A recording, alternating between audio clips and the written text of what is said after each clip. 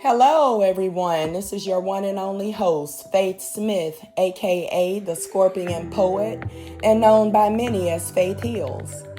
I've been writing, performing at open mic nights, private parties, and events since the age of 11.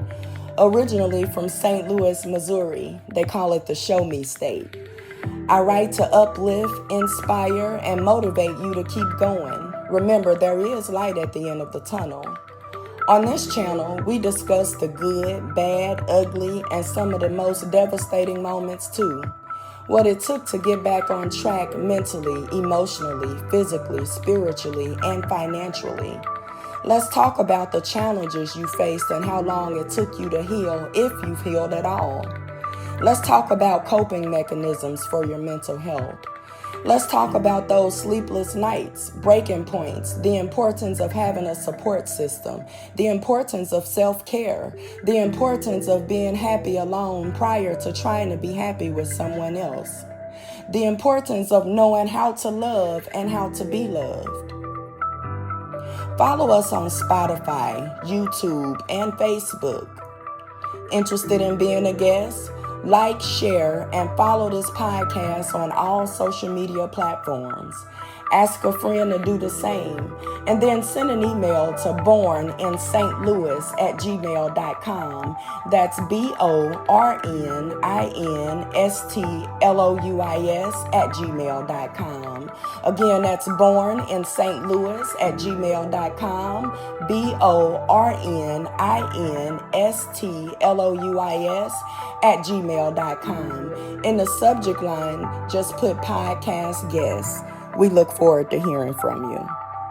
Love versus manipulation. Hello, and thank you for tuning in.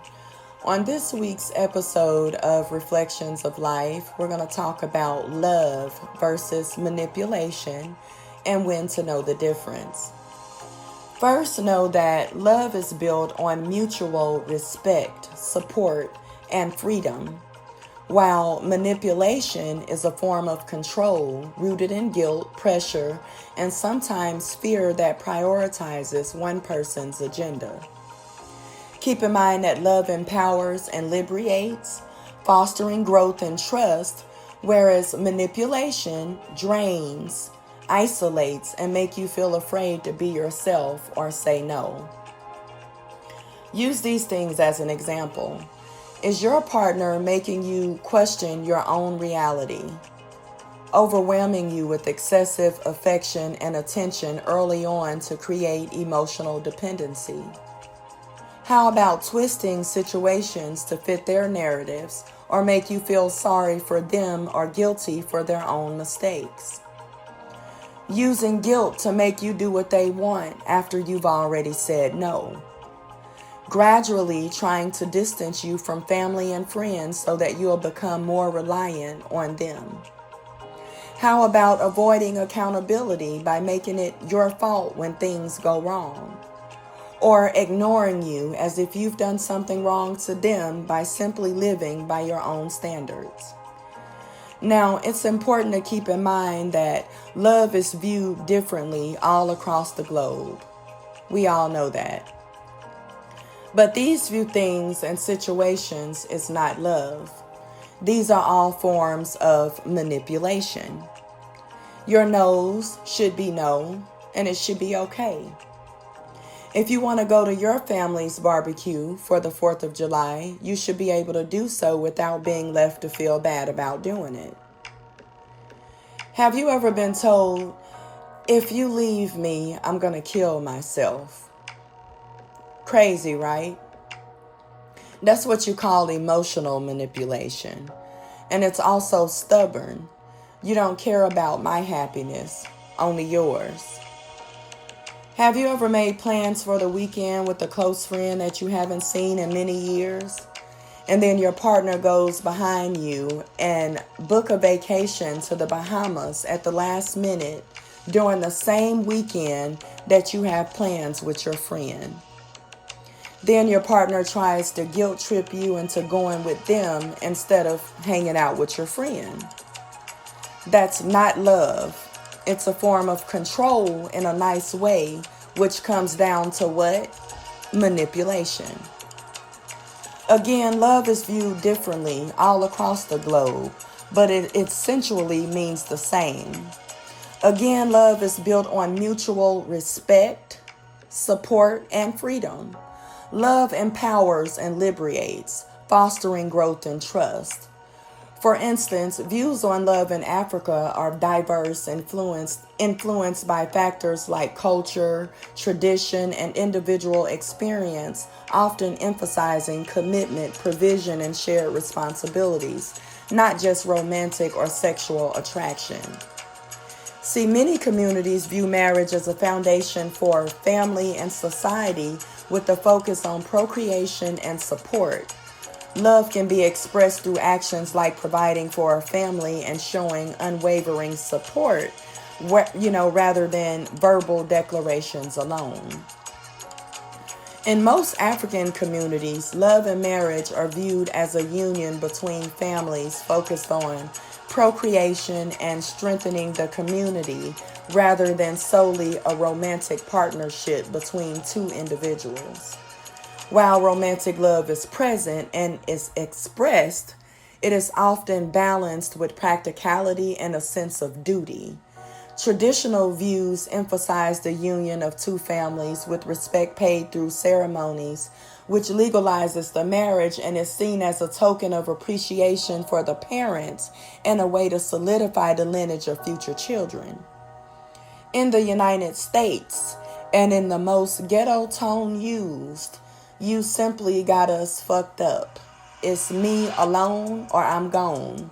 We're simply not doing it. Europeans' views on love and marriage are diverse, but generally see love as the foundation for a lasting partnership, with marriage as a personal choice that signifies commitment and is often preceded by cohabitation. They view love and commitment as crucial for successful relationships, and a wedding is seen as a way to publicly celebrate this. However, there is no single view across the continent, with some countries placing a greater emphasis on traditional religious or social aspects, while others are more liberal and cohabitation is very common, often acting as a testing ground before marriage. While there is no single universal definition, love is often described as an emotional, mental, and behavioral state characterized by strong affection, care, and attachment. Let's first talk about the triangular love theory. Now, this theory was developed by Robert Sternberg. This theory proposes that love has three components. The first component would be intimacy, feelings of closeness, connection, and bondedness.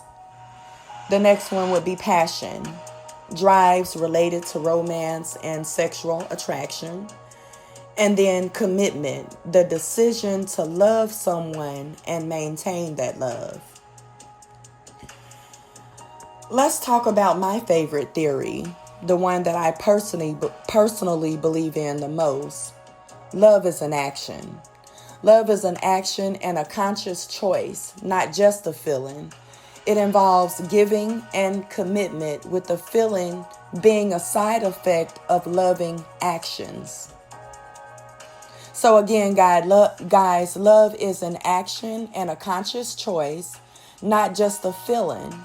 It involves giving and commitment, with the feeling being a side effect of loving actions. The last one is attachment theory. This approach emphasizes that love is a long-term attachment or bonding mechanism. It is rooted in our basic need to form close relationships to ensure survival, a process that begins in infancy. In a nutshell, what does love feel like? It's a deep sense of affection, warmth, and intimacy. A feeling of safety and a home with another person. The desire to care for another person's happiness as much as your own. And a choice and commitment to support someone through life's ups and downs. Guys, love was designed to be a beautiful thing, a beautiful feeling in general.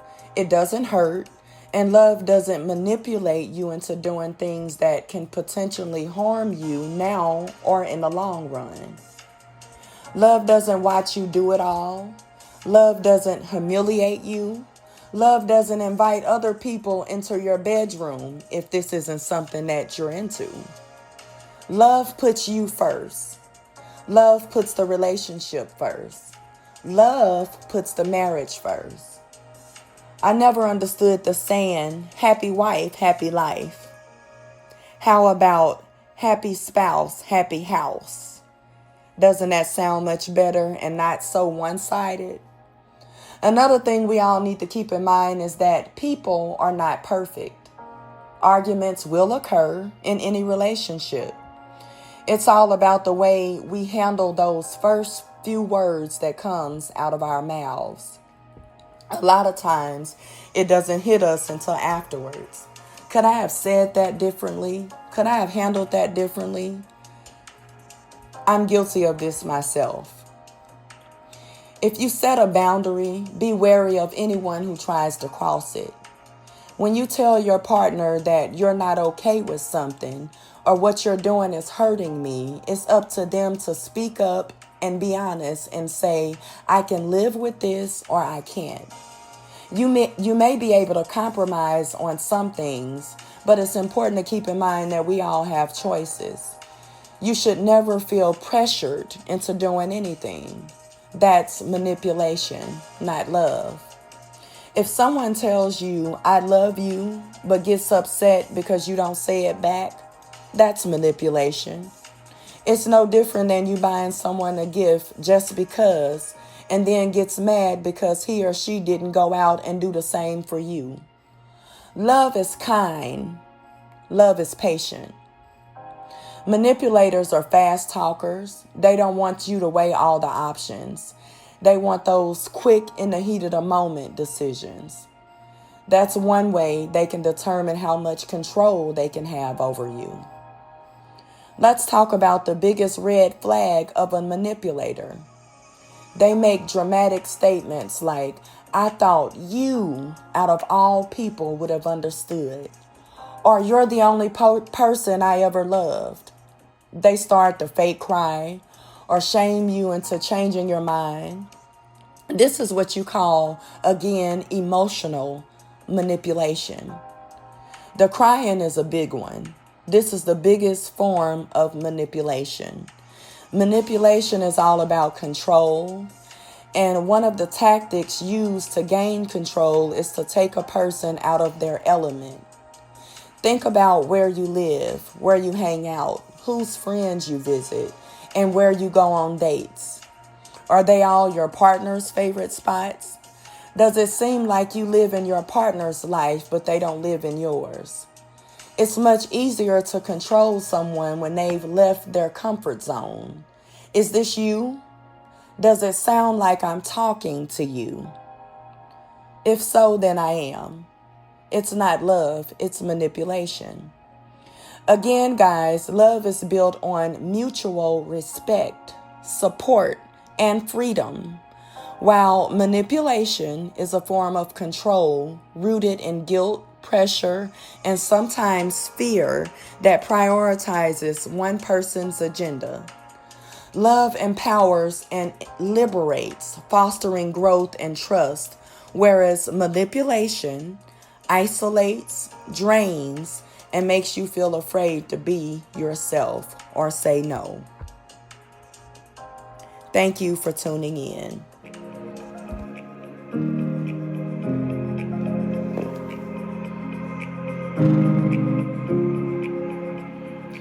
Guys, I really enjoy talking to you guys about life and the things we endure.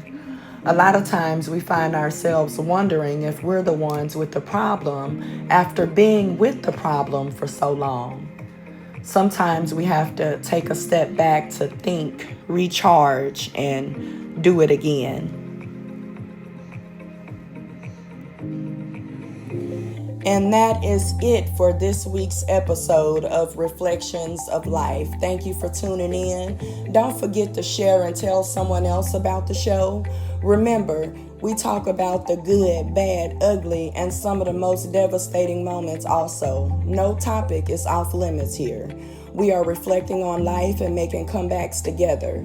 Don't forget to subscribe, share, and hit that like button. We'd love to hear from you. Feel free to leave a comment below. If you're interested in being a guest, like, share, and follow this podcast on all social media platforms. Ask a friend to do the same, and then send an email to borninstlouis@gmail.com. That's BORNINSTLOUIS@gmail.com. Again, that's BORNINSTLOUIS@gmail.com. In that subject line, just put podcast guest. Again, thank you for tuning in. Until next time.